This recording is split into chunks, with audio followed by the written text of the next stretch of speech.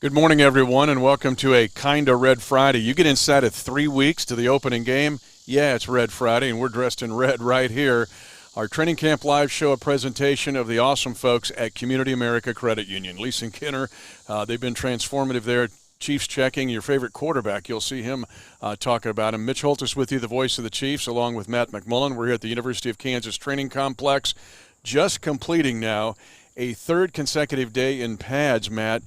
Good practice here, but what about the grind? Well, this is the grind right now. 5 out of the 6 practices, we're in that middle of that stretch now, are in pads. And right now, we talked about it, this is probably the toughest stretch of camp for these guys getting acclimated to football again. And Tyrann Mathieu said it last week. He's preaching to these rookies to fall in love with this, fall in love with the grind. And we're in that grind right now. This is where you get better going into the season.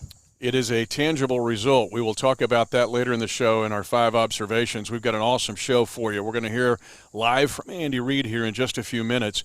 Then we're going to have an up-close and personal with 2 players today. We've got Tanoh Kpassagnon, and then we'll also have Mitchell Schwartz.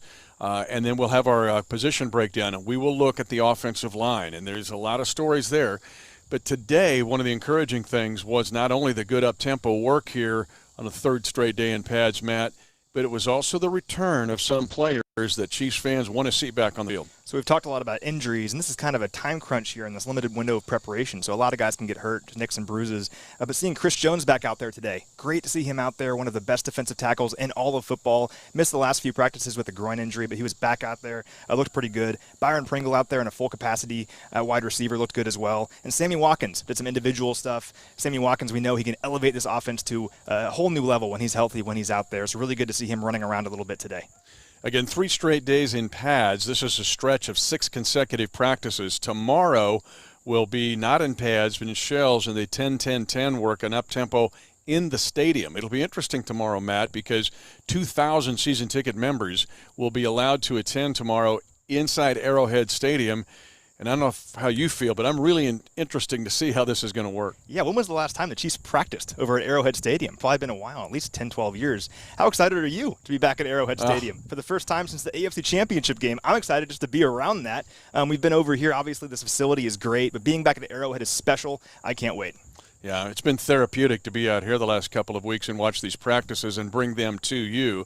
But it's going to be even more so to walk into that stadium for the first time since the AFC Championship game. Absolutely. I mean, think of all the memories there. I'll never forget walking around the field, the confetti falling. I mean, I was crying tears of joy. I've been a Chiefs fan my whole life, and here I am on the field and confetti's falling. Feels like a million years ago now. So can't wait to be back at Arrowhead, seeing these guys get ready to defend that title in the season.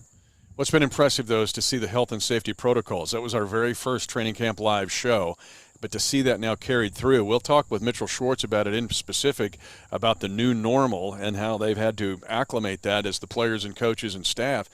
But that also includes the fans. That new normal, at least with 2,000 season ticket members, they're going to experience that tomorrow. We talked about Rick Burkholder's biosphere here at camp, making sure that everyone's healthy and safe going into this. And you're right, fans are going to experience that. It really comes down to everyone being accountable. That's what's important in the end, and now fans can be a part of that. Everyone being accountable, making sure that they're making sure this team can play this year.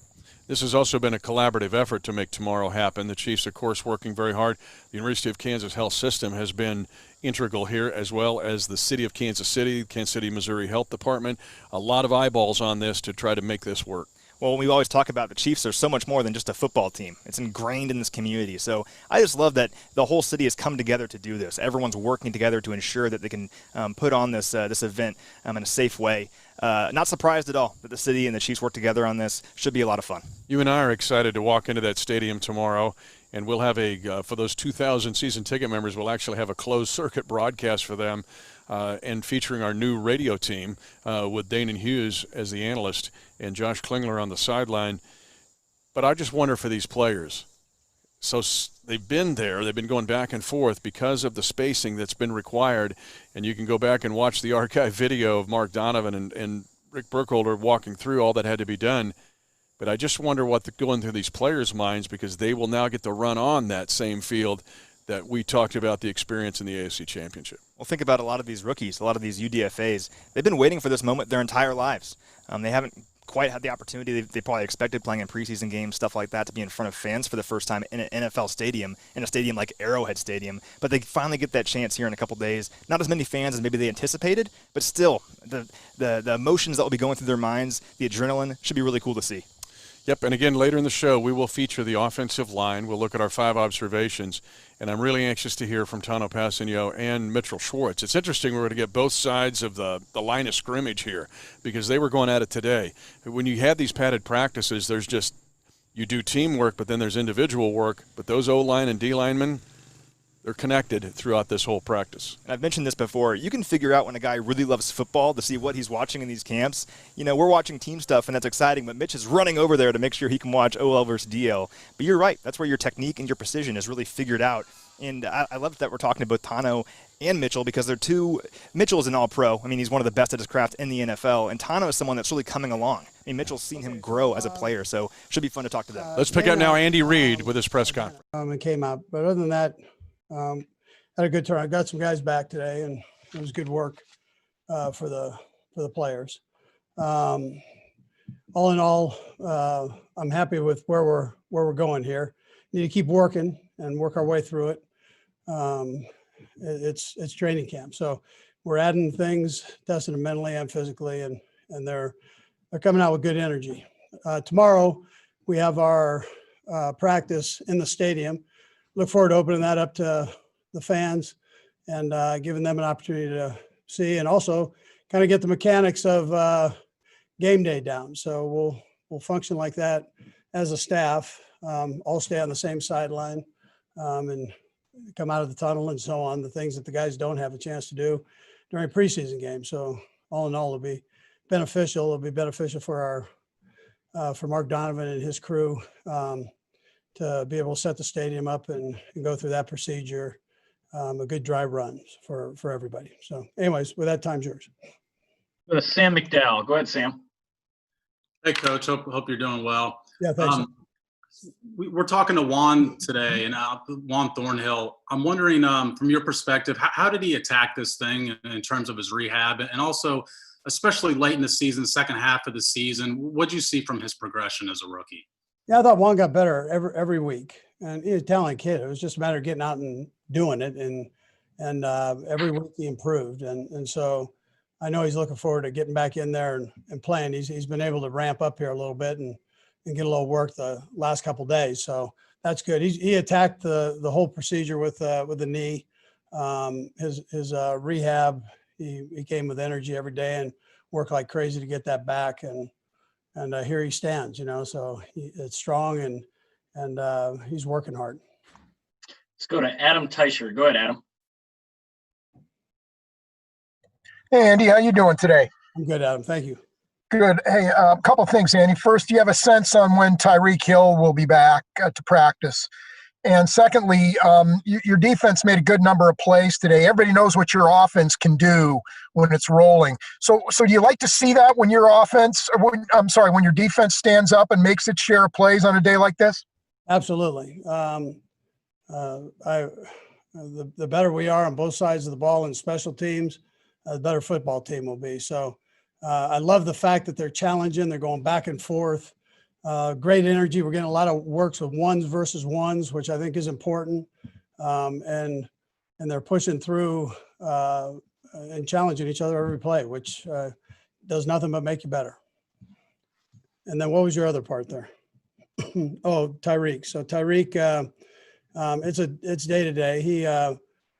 It's not a big tear or any of that. It's just, but it'll be a few days. We'll ease him back in. And he got great work here the first part of camp. So let's go to Aaron Ladd. Go ahead, Aaron. Hope you're doing well. In reference to the decision that the club put out yesterday to kind of ban Native American imagery on fans inside the stadium, I'm curious if you had the opportunity to be a part of the conversations the organization had between Native American groups, and what's your thoughts on where the decision as a whole? Yeah, well, our Native American brothers, I mean, I appreciate them, and we listen, like I said before. So I wasn't a huge part of that, but I was talked to about it and coached up on it. So I understand, and Listen, it's that time, and Clark does a great job with that, as Mark Donovan does, in listening and making changes as needed. So, but listen, we appreciate, again, our Native American brothers. I mean, absolutely. Let's go to Nate Taylor. Go ahead, Nate.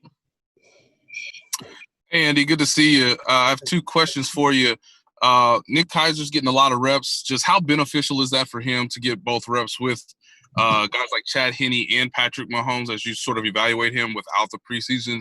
And then secondly, to build off what Aaron's question just a minute ago, in terms of the team's decision, just how much had this been discussed over the last year or so within regards to obviously what the sort of tone is being changed culturally and trying to better listen to Indigenous people? And how much were you a part of the process, if at all, with Clark and Mark in terms of discussing what the team may want to do with fans moving forward?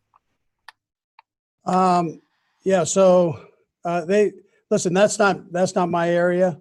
Although they talked to me about it. So I understand. I just like the fact that Mark and Clark, they're willing to listen and willing to work on things, and they don't waste time with that. I mean, it's I love that part. So and then your other part, yeah, we'll just keep getting better in that area. You know what you're saying. So let's go to Matt Derrick. Go ahead, Matt. You know, Coach, between OTAs and the ramp-up period and the acclimation period this year, you know, you're probably short about 15 to 20 practices of what you would normally have.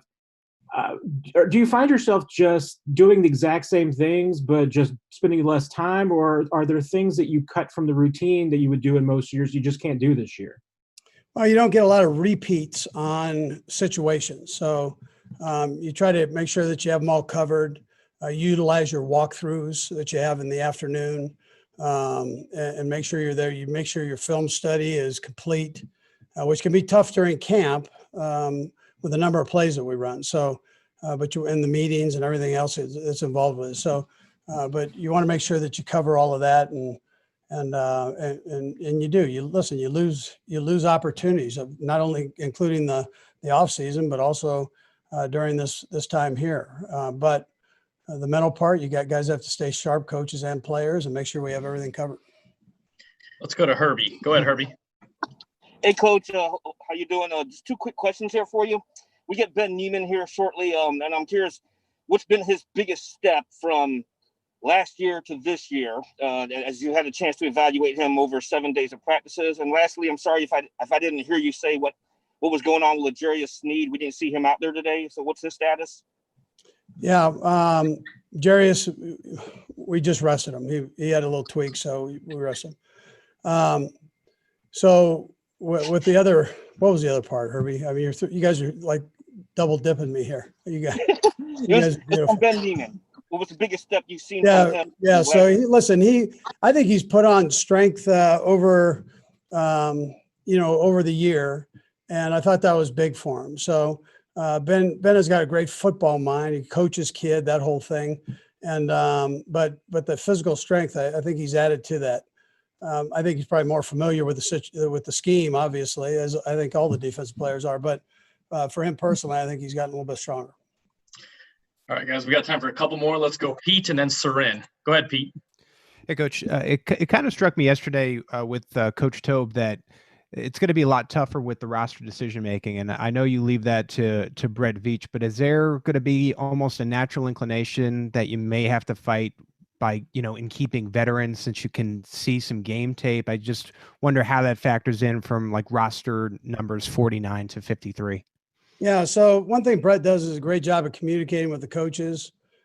He's always talking to them, and we meet at night and we grade the players. We grade them every play. So whether it's special teams and or offense and defense. So we'll come out with a pretty good idea. It's still early now, but every practice, every rep becomes important. We talk to the players about that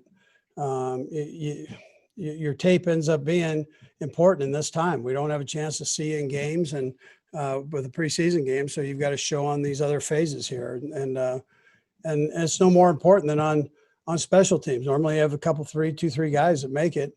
on special teams just because of their play there. But you don't have that opportunity to be in a game and do that. Let's go to Seren with the last one. Go ahead, Seren.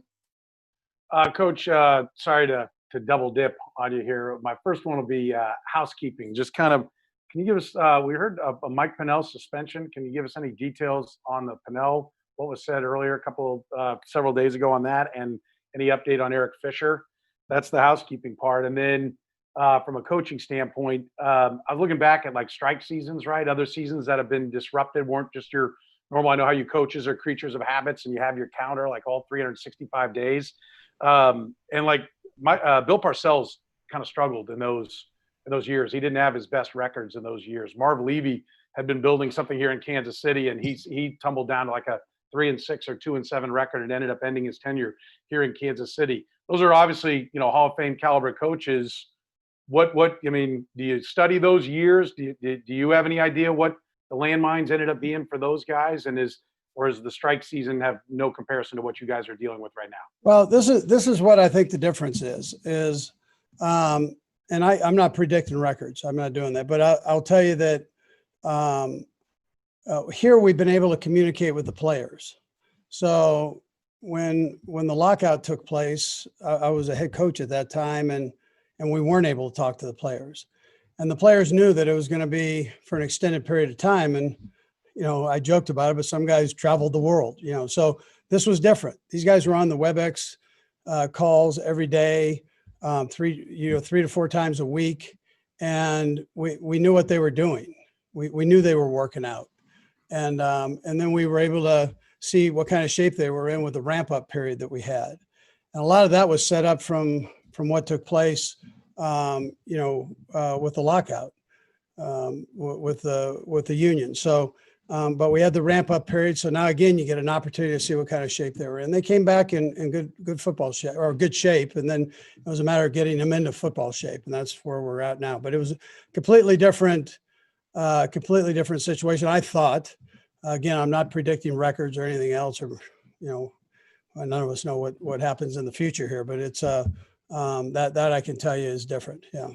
And then the Pennell and Fisher. Yeah, I don't know. Has that been? There's nothing been announced on that, so I don't really have anything to say on that. Yeah, I mean, once it gets announced, then I'll comment on it, but I don't have anything. Okay, Coach, thank you. Appreciate it. All right. Yep, good. Thanks. All right, guys, hang tight. We got McCole coming up next, I believe.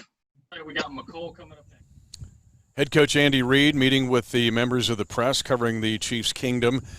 Couple of interesting things there. One was the defensive performance in this practice.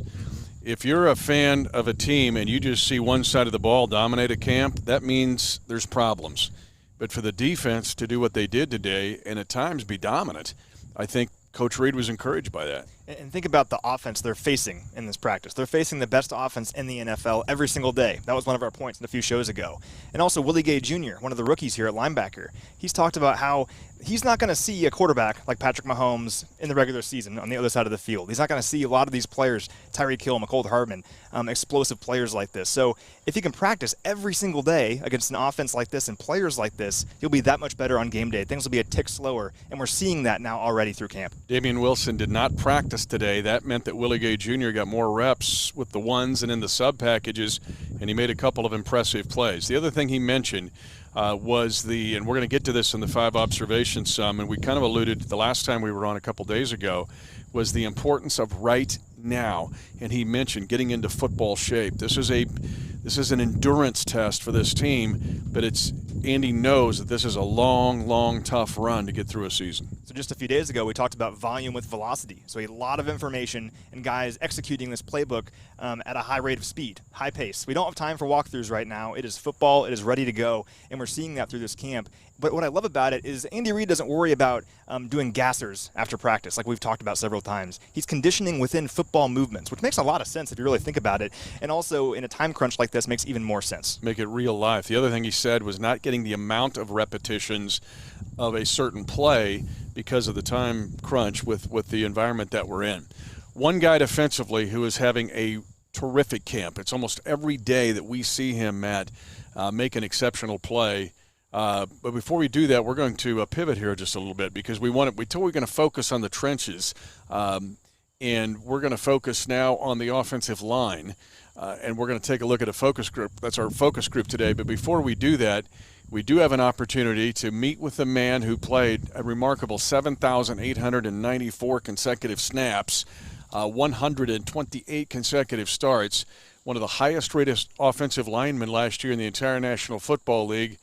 Mitchell Schwartz is our guest. Mitch, it is good to see you, my friend. You too. Glad to be on. It's we've been watching you here at training camp. I got to ask you, you've been in this league long enough, and to win a Super Bowl, to have that feeling, but this reinventing yourself, to kind of reboot your game and your body and what you have to go through. What about what you've done to think last year's last year, let's move on?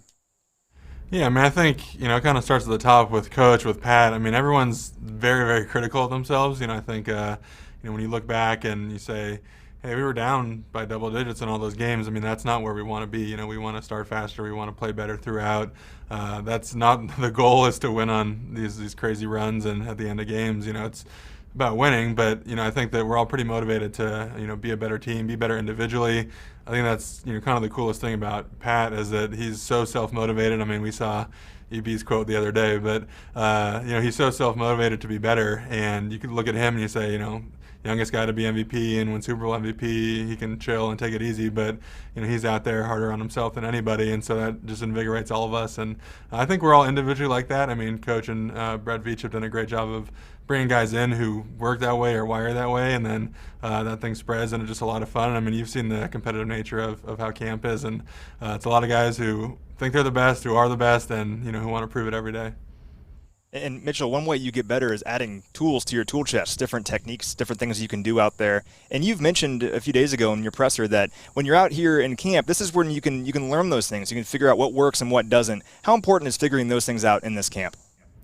Yeah, it's huge. I mean, O-line, D-line especially, the timing of things, that's always what takes, kind of the longest to come back. Because, I mean, you could be off by, 2 inches in your punch or a split second, and that could be the difference between basically making every block and missing every block, because if your biomechanics aren't together, that's when things kind of go haywire on you. So getting that back first is important, kind of getting your base fundamentals. But then, yeah, I mean, you need to experiment. I mean, it's similar to, Pat a few years ago saying Coach wants him to make those throws, see what he can do. I mean, if they pick it, they pick it. It's a no consequence situation in camp. You have to see what your limits are. You have to, become comfortable with things that you're typically not comfortable with. I mean, first game I'm going against a pretty good guy out there, and if I'm not working on stuff now and I'm not confident enough to do it in practice, I'm not going to be confident enough to do it in a game. So being able to hone in on that and try new things and see what works and see what doesn't, that's what practice is definitely all about. Mitch, as a follow-up, I always tell fans when they can watch practice in St. Joe, okay, they're doing 7-on-7, let those guys go. Go watch the OLD line when you guys are one-on-one. That, to me, is something between like Ultimate Fighting Challenge and the Division I NCAA Wrestling Championships. What about approaching that mentally and how you have to get yourself ready for the one-on-one and for in front of everybody to see? Yeah, it's not the greatest situation to be in as an O-lineman, and that's, you kind of realize throughout the years, you kind of just think practice is stacked against you, but you realize, a lot of the situations are kind of lean towards the defense, because in 9-on-7, we're running the ball. One-on-one pass rush, like, they're going to pass rush at all costs. They have all the space. There's, no one else to be there. You're in all these cool situations where it really challenges you and it really puts the onus on you. I mean, we talk all the time, end of game situations, being in 4 minutes and needing to run the ball when everybody knows you're running it. It's the same thing in a one-on-one. I mean, you need to pass block when everyone knows you're pass blocking. That guy's geared up. He's got all the rest of the world. He's ready to go. It's definitely different. But again, that's a time to try something different. You can keep doing the same pass set every time, and if you are good at that, that's great. But if you're not trying these new things, I mean, that's an ultimate kind of high leverage situation where I really want to see if this works when everything's going, because that's probably the most similar thing you're going to have to that 3rd and 12 or that 3rd and 15 is a one-on-one pass rush. And so those are the times to really hone your craft. And like you said, it's a lot of fun. You can look pretty bad pretty quick, which is the unfortunate part. But if you're if you're losing those battles, but you're doing it in the right way, that's when things can get better. If your feet are good, but your hands are bad, all right, we'll fix the hands next time. So there's always these micro adjustments, and it's just, it's a fun process. And I think, D-line perspective, those guys are so much more skilled than you think about. Watching Chris do his thing, he's a huge dude, but how nimble he is and how good he is with his hands, it's just, it's a lot of fun to watch. So that one-on-one stuff is obviously, as you said, really important. But the offensive line is also kind of like an orchestra. You guys are all in concert together. How's the cohesiveness gone so far, getting to know some new players on this offensive line, some new guys in that room, Mike Rimmers, Colecchio Simile. What's impressed you about them, and how do you feel about the cohesiveness so far in your guys' group? Yeah, those guys have been awesome. I think they're both the same year I am, so we've got a bunch of year 9 guys now, and a lot of good football in the room, a lot of good players. This is the oldest the group's ever been since I've been here. Like I said, I think us 3 are year 9. Fish is year 8. Austin, I have no idea, but he's like year 6 or something. But we've got a lot of guys that have played a lot of ball, and it's really fun. It's cool. It's the acclimation process is a lot quicker for those guys typically because, in the NFL, everyone uses, just a few different types of terminology. And so you've pretty much done the thing that's being asked of you. It's just been called something else and having to, kind of flip it in your brain that, hey, this place we called it this and now it's called this. And there's a couple adjustments in terms of technique. But when you're an older guy, it just kind of gets picked up quicker. You're not necessarily learning defenses. You're not learning general concepts of run plays. You have that stuff down. And so it's knowing the little nuance stuff that's different, the wording stuff that's different, and then, like I said, kind of the how to go about my job that could be different from a previous spot because you could have literally the same run play, but we might run it different than another place, and this place runs it different. And so kind of adjusting those angles is really key for the offensive line spot. Mitchell, playing this game for 8 years and going into your 9th, as you stated, and never missing a game, you get into a routine. You have a camp routine, regular season routine, and off-season routine. This new normal in dealing with the health and safety protocols, how much have you had to adjust to that in getting into a routine within that realm? So that part's actually been pretty easy. I've been wearing a mask indoors and then around people for a long time. It's just kind of standard practice for me now. That stuff's totally normal. Obviously washing your hands and keeping your distance and that stuff. To me, that's been the normal part. It's just, like you said, a different camp schedule. And so there's a lot of things up in the air. The first week we were here, the PA and the NFL were still working on what the rules were. So we were kind of going through it. And, every day is just hey, 10 o'clock, here comes the schedule for tomorrow. So that's been the hard part. And, things aren't quite as spaced out as they normally would be because, we're at the facility and then at Arrowhead and we got to travel back and forth. And, there's some extra time built in there for travel. And so you're not getting the same kind of breaks. Like, for instance, right now, I typically have enough time to go ice bath, shower, lunch, go back to the dorm room, throw on the Normatec for some recovery, maybe take a quick nap, and then get up, go to meetings. And, that's all super condensed. And so you're not able to do that. And so it really puts the onus on players to take care of themselves. And that's, one thing I always appreciated with Coach's schedule is it might have been long days, but he spaces things out to the point where you're either doing something or you have a chance to recover, or you're doing something, chance to recover. And he takes care of us really well that way. And that's been, I think probably the biggest difference is there aren't those, big chunks throughout the day where we're able to, have a few hours to go do something. And so that's, like I said, puts the onus on us to be professionals and do what we need to do to, take care of our bodies, because it's definitely different. I wasn't here for the lockout in 11, and I'm sure it was similar for those guys, but just trying to find your way in kind of a new situation. Mitchell, we'd be remiss if we didn't ask you about this last point. You're an all-pro on the field, obviously, but you're also an all-pro as a chef. Any new recipes that you're working on right now? I'm always thinking about what I'm going to cook on the next off day. I'm trying to... Brisket is like the thing, the thorn in my side that I just can't figure out. It gives me a huge appreciation for all these awesome Kansas City barbecue spots that every time you go, like, the brisket's perfect, the ribs are perfect. Every time I cook them, it's way different, and I can't get the hang of it. I'm not necessarily willing to wake up at 2 a.m. to start a fire and get that going, so I got to try to make do on the old pellet grill. But I think that's kind of my long-term challenge is really honing in on a brisket, and I've started to migrate towards grilling things more traditional. I relied on sous vide and reverse sear for a while for steaks and other, thicker cuts of meat, and trying to learn just, kind of traditional, just grill it, go for it, make sure it's cooked properly and take it off, and that way, you're not spending all the time kind of waiting for it to be ready for you. So I think that's those are the two things that kind of on my plate in terms of trying to master the craft of. I think I'll speak for Matt, Mitchell, in the fact that we'll take your experimental residue. Yeah. I've tasted some of that. It ain't bad, okay? You got to give yourself a little credit here. Well, you tasted the good stuff. I don't bring in the experiments. Okay. We'll leave that to Brooke, right? She gets your experiments. Thanks for being with us. Thanks for being such a pro, and we'll get ready to run this back, friend. Yeah, let me on. I appreciate it. All right, Mitchell Schwartz, a pro's pro, 7,894 consecutive snaps. That was broken in the game last year at Tennessee. But interesting to hear him say new routine, the OLDL. But let's now go into our focus group of the day, our positional group breakdown. It is brought to you by DirecTV, and we're going to go right into the offensive line and start with this group that we have seen these guys grow, actually, and grow around Patrick Mahomes, so to speak. Let's start and just go down the line with these guys. And the first one would be Eric Fisher. And Eric's missed, 5 days here in the concussion protocol. He was asked, Andy Reid was asked in his news conference about it, but he got caught talking about some other stuff. But we're interested to see with Fish. But this is a guy, the big stat about Fish, I think, in the last 28 games, when Eric Fisher plays, the Chiefs are 24-4. So protecting the best player in the world in Patrick Mahomes is a pretty big job. You have a big job there for Eric Fisher, and he's done a good job of it over the last several years. You're right, 8-0 last year with Eric Fisher in the lineup, 4-4 without him. So the guy wins. You just know that. And he's put together some really good stretches over the last 2 seasons. Back in 2018, from Week 11 through the end of the year, he was the best tackle in the AFC, according to Pro Football Focus. I mean, think about that. And then last year, Week 13 through the Super Bowl, and particularly in the postseason, he was really good. He was the 7th best tackle overall in the AFC. So he's solid. He's reliable. You know what you're getting with Eric Fisher. And you really can't ask for more out of your left tackle when you're protecting a guy like Patrick Mahomes. One thing that we underestimate about Fish, I think, is his athleticism.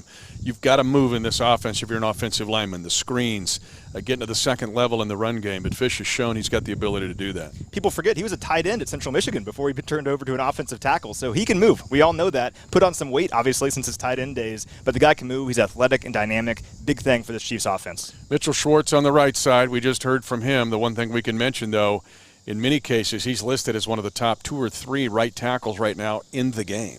Mitchell Schwartz, what can you say about him? Just talk to him, obviously, but he is a superstar, and that's no hyperbole.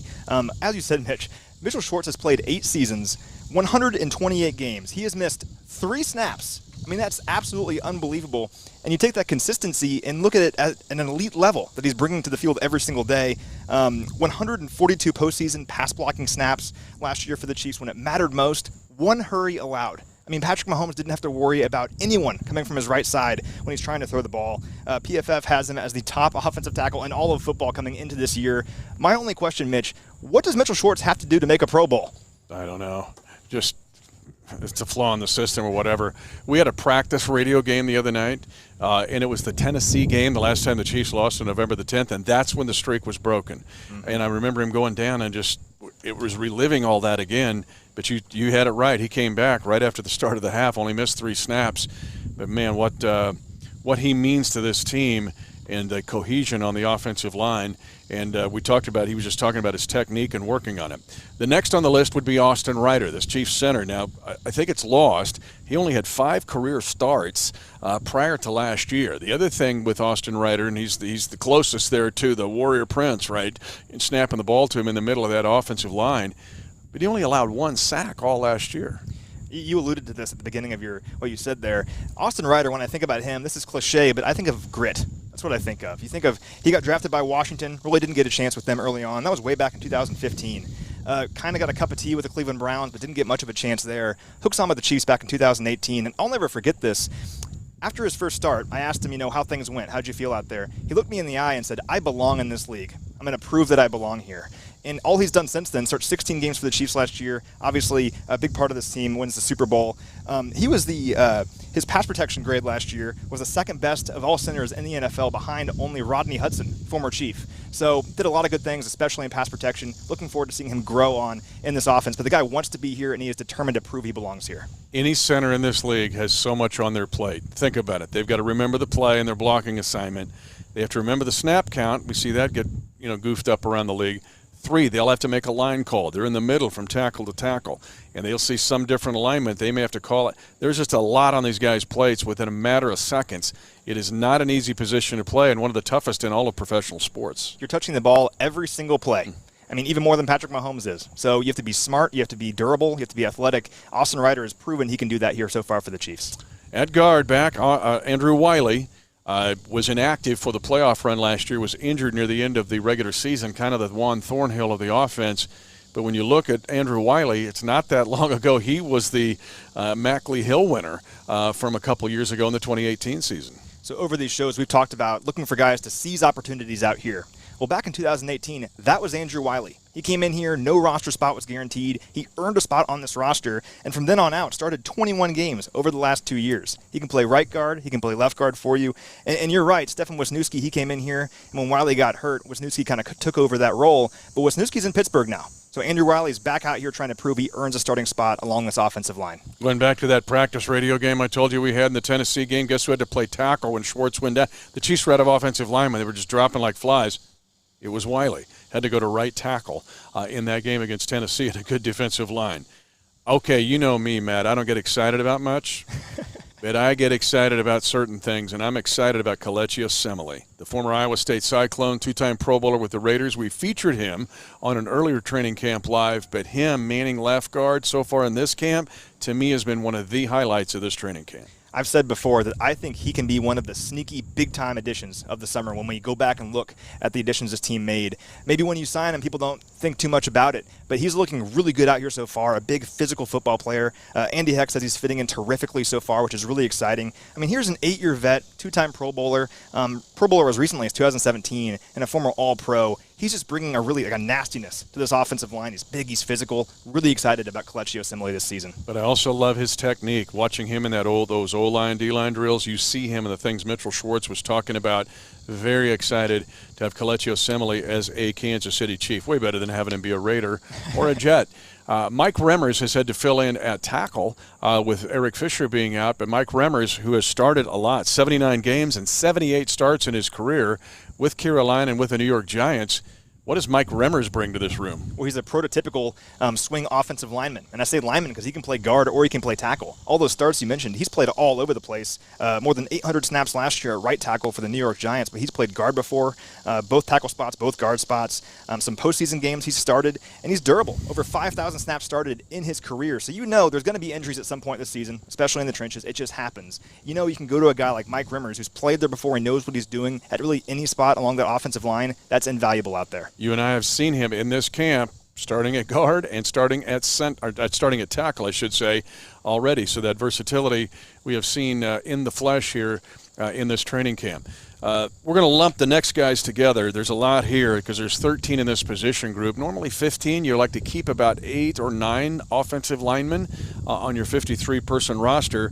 Martinez Rankin, Eric Allegretti. When you look at Ryan Hunter, also Sanat, the tackle, Jackson Barton, Durant, here you go, M-I-Z-Z-O-U, Yasir Durant, one of your Missouri guys, and a former Mississippi State Bulldog, Darrell Williams. Collectively, though, we lump them all together, but that's not to discount their importance because a lot of these are developmental guys.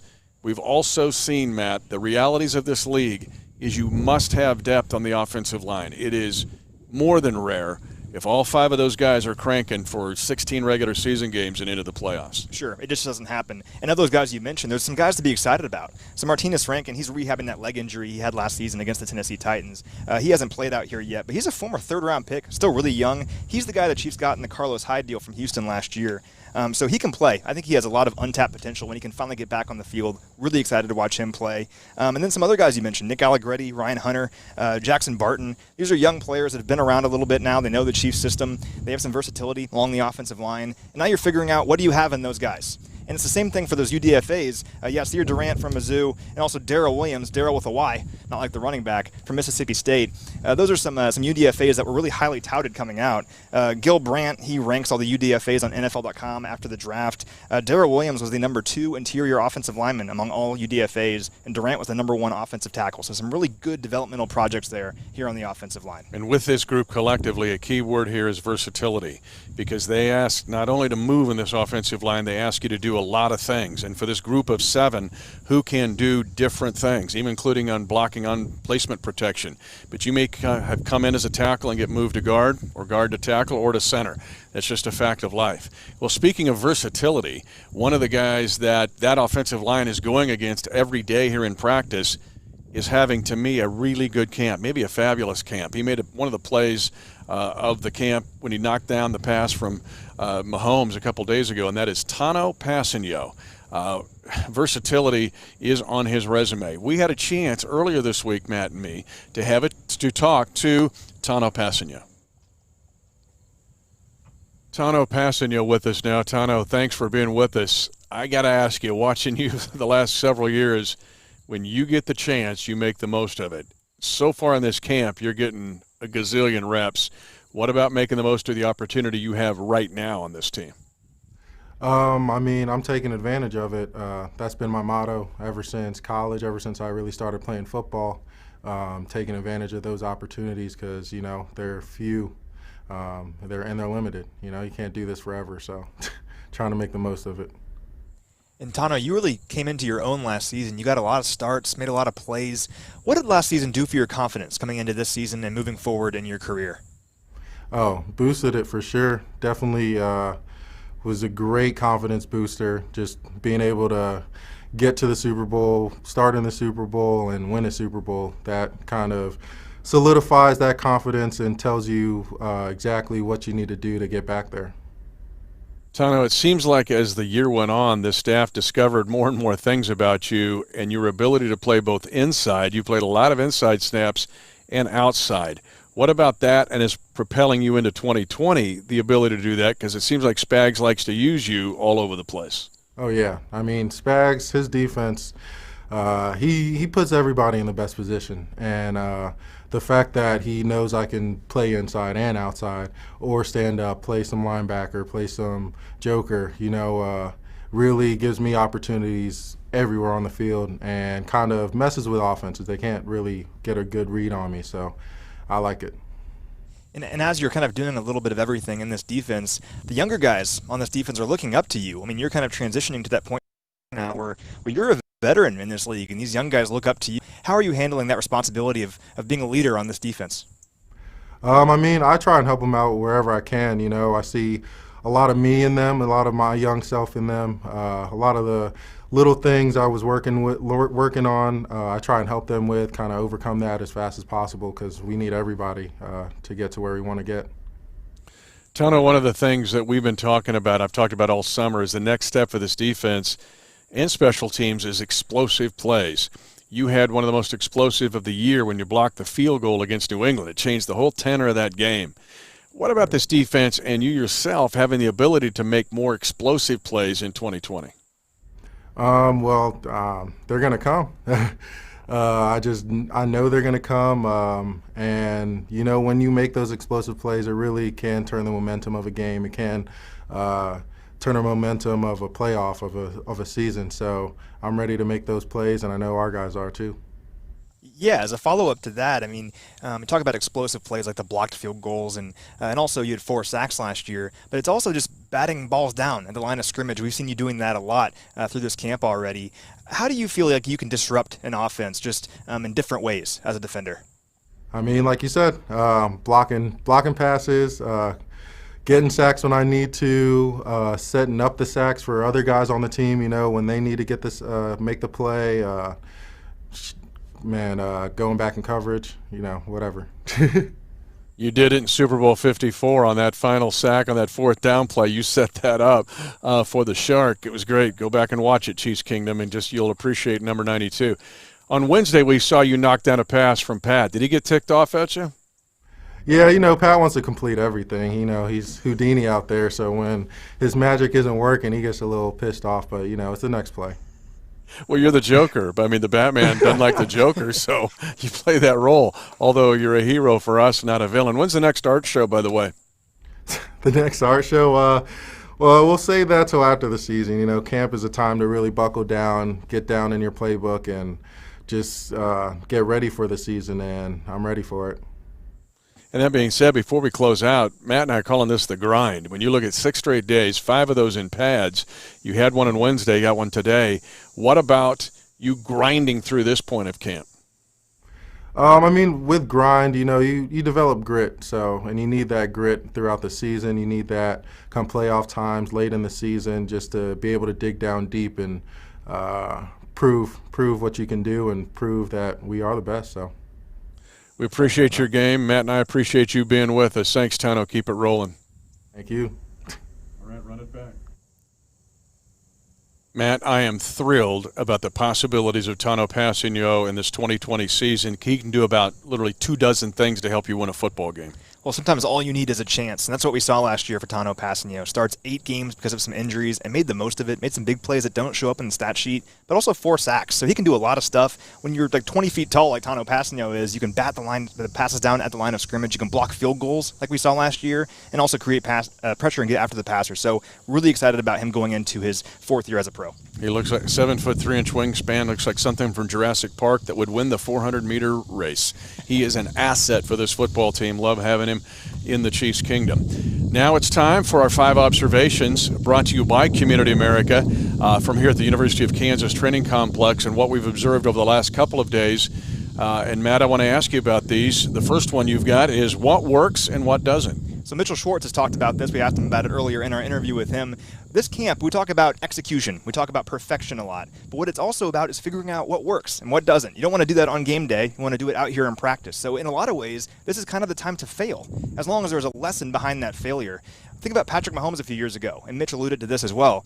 He threw a lot of interceptions in that training camp prior to the 2018 season, and some fans were getting nervous. Well, all he did is go out and win the MVP that year, so you don't really want to worry about too many things you see out here in camp because guys are working on things, trying to get better, seeing what works and what doesn't on game day. And these guys are coached to the nth degree. This is we mentioned on one of our first shows, they not only coach, they teach. And part of this experimentation is that teaching, and Mitch said they go back and review it with their position coaches.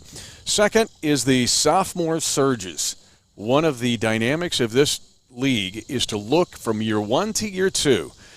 There's no staying the same. You're either going forward or going back. What about these guys in their so-called sophomore year? Well, you talk a lot about sophomore slumps when you're talking about players, but we're looking for sophomore surges this year. And what excites me about last year's rookie class coming into their 2nd year in the league is we saw a lot of flashes of potential, a lot of playmakers, but they didn't hit their ceiling. A lot of these guys have room to grow, and McCole Hartman's probably the number one guy we want to talk about there. Averages 47 yards a touchdown last year. Are you kidding? On 6 scores. Absolutely unbelievable. But he had only 26 catches last season. So think if he gets 15, 20 more targets in a game, what can he do? How do you extrapolate those numbers? I mean, he could have 1,000 yards with only 30 more catches on the year. So really excited about McCole Hartman going into his 2nd season as a pro.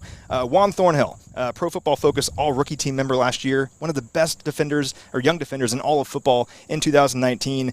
He's coming off that ACL injury, but we've seen him out here. He has that look in his eye like he's coming for blood. He's making sure that he comes out here and has a fantastic season. So no doubt in my mind, Juan Thornhill will build on what he did last year. And then Darwin Thompson, what he said in his presser earlier this week was kind of the impetus for this point. He said last year in camp, he was kind of a deer in headlights. I mean, he was trying to keep his head on straight. What's going on here? Figuring out where things are, just trying to figure out how to be a pro. But now he's coming in, he knows things. He's comfortable. He's diagnosing defenses. He's looking at running lanes. He's not so worried about the big picture stuff. He's looking at the details. And if you can harness that, make sure you focus in on that here in your 2nd year as a pro, you have that foundation already. Now it's about building on that coming into year 2. Another sophomore becomes our focus of the 5th observation, but first let's go to our next one. And Community America brings you these, but this one's brought to you by the Audubon Society, because I'm going to bring up owls and eagles here. They can see 2 miles away, and they have incredible peripheral vision. It is the value of vision, and we've seen this or talked about it several times, and Coach Reid's talked about Patrick's vision. This is a game not only Patrick sees vertically but horizontally, the entire 53.5 yards of the sideline to sideline. So at the NFL Combine, they measure things like your 40-yard dash, your vertical leap. You can't measure vision. You can't measure that until you see the guys out on the field. And you're right. I mean, Patrick Mahomes, when these plays are dead or that they look dead, he goes out there and he makes unbelievable playmaking plays that you never forget. And the reason he can do those is because of his vision. So he has this generational athletic ability, but without that killer instinct and that vision on the field, he wouldn't be able to fully put it together. Well, he has that. We're seeing it out here every single day. And another guy is Clyde Edwards-Helaire, running back, first-round pick. Obviously, a lot of great attributes there, but Patrick Mahomes said the best thing he's seen out of Clyde so far is his vision.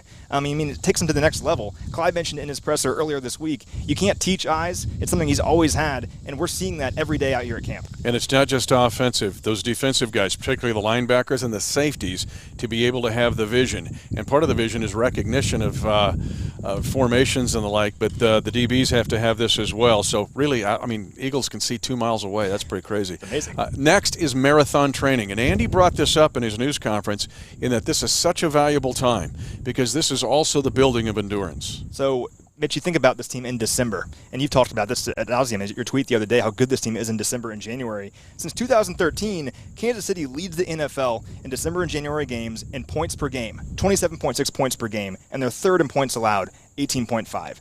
This team closes out games and closes out the season better than anyone. And I kind of liken it to a starting pitcher in baseball whose velocity increases as the game goes on. You want to get better and better. As other teams are going through adversity and they're going through injuries, they can't quite get through the middle of the season, the dog days of the year, this team's getting better and better and better. And we saw it last year more than any. It goes down to the final minutes of the Super Bowl, trying to make sure they can hold on and win this team's first championship in 50 years. But where that's bred is out here in August in camp. And all of a sudden, when you're in the Super Bowl in the final minutes, the other team's huffing and puffing, and you feel good. You can finish that game because of the work you put in months prior out here in training camp. And Matt, as I put out on Twitter, in the last 5 seasons after December 1st in the regular season, the Chiefs are a phenomenal 22-4. Crazy. Quickly, final point. Opportunity 5.0. We upgrade you every time you watch Training Camp Live. Who's your Opportunity 5.0 today? Well, another sophomore. Let's go with Rashad Fenton, cornerback. Played double-digit defensive snaps 9 times last season for the Chiefs, 40 snaps in their playoff divisional victory over the Houston Texans. So this coaching staff trusted him enough to put him out there in a big moment. Really stepped up when the secondary was banged up last season. Had that big interception in Mexico City, one of the game-winning plays there. Also had the highest PFF grade of any cornerback for the Chiefs last year in Week 17. So got better as the year went on. He's shown he can play, and now it's about if you get more opportunities out there, how can you build on that? What can you do with it? He could be a real diamond in the rough for this team. 6th-round pick last year, looked pretty good. How can he build on that going into this season? Oh, and who pushed Jimmy Garoppolo out of bounds on the first of 4 defensive stops in Super Bowl 54? It was Rashad Fenton. He's Matt McMullen. I'm Mitch Holthus, the voice of the Chiefs. Thank you for joining us on this edition of Training Camp Live, brought to you by Community America. We'll be back with you Sunday morning, and we'll also have a chance to react with what we see tomorrow at Arrowhead Stadium as the team will practice in front of 2,000 season ticket members. Thanks for joining us, Chiefs Kingdom. It's indeed time to run it back.